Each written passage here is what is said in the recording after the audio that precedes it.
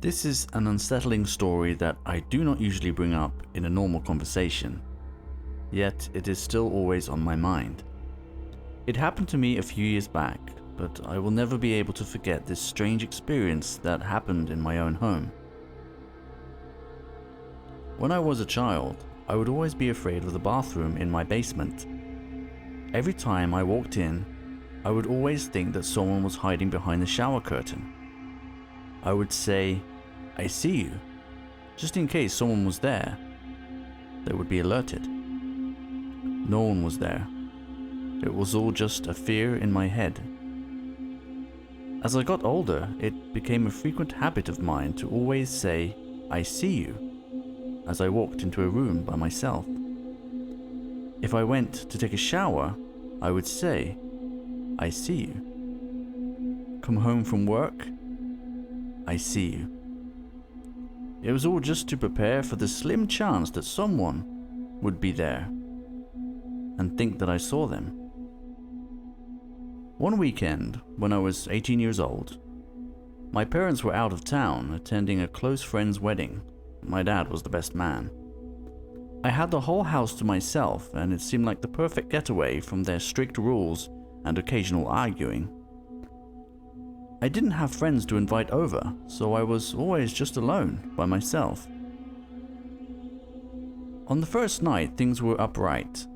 I binged my favorite horror movies, ordered food from my favorite Chinese restaurant, and just did classic teenage things that I enjoyed. I woke up the next day for work, which at the time was as a delivery boy for a pizza place near me called the Bergen Beach Cafe. I did a lot of deliveries that night, and I remember making over $100 in tips, which was huge for me. Around 8 p.m., my shift ended and I arrived home. When I pulled into my driveway, I saw an unfamiliar car parked on the sidewalk close to my house.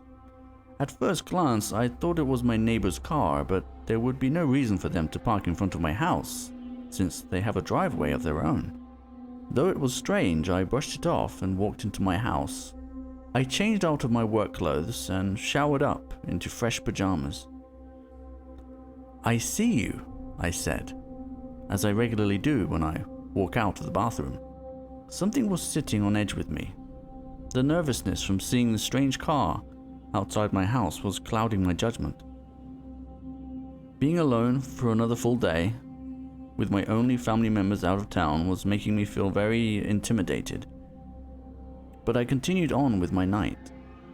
I walked downstairs and went into my kitchen to heat up my food.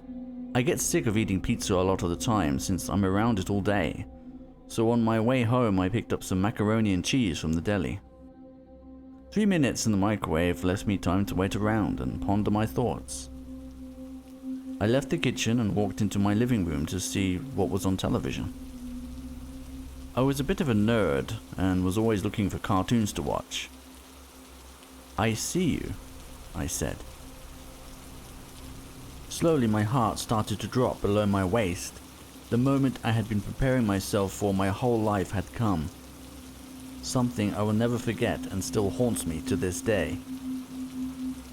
From the corner of my eye, I saw a thick figure hiding behind the curtain that started to move. I was speechless. Goosebumps ran through every inch of my skin, and my brain couldn't process fast enough what to do. I swallowed deep, thinking quickly what my next move should be. The curtain moved again. I was frozen.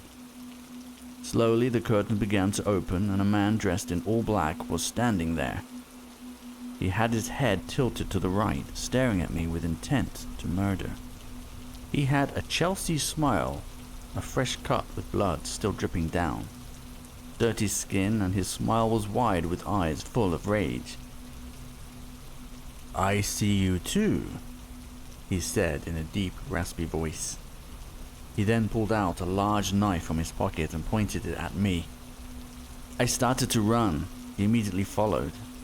I speeded out the front door with a 10-foot lead. There was no time to close the door behind me, as it would only hold me back.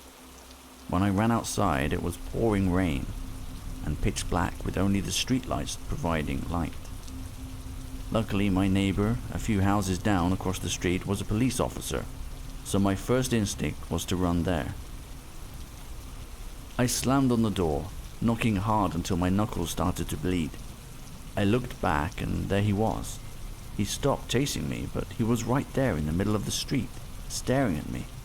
The same smile, the same crazy eyes. Suddenly the door opened and I rushed inside and closed the door shut with no explanation to my neighbor. I looked outside the window from his house, but could not see any trace of the man. To this day, he could still be out there somewhere, lurking around.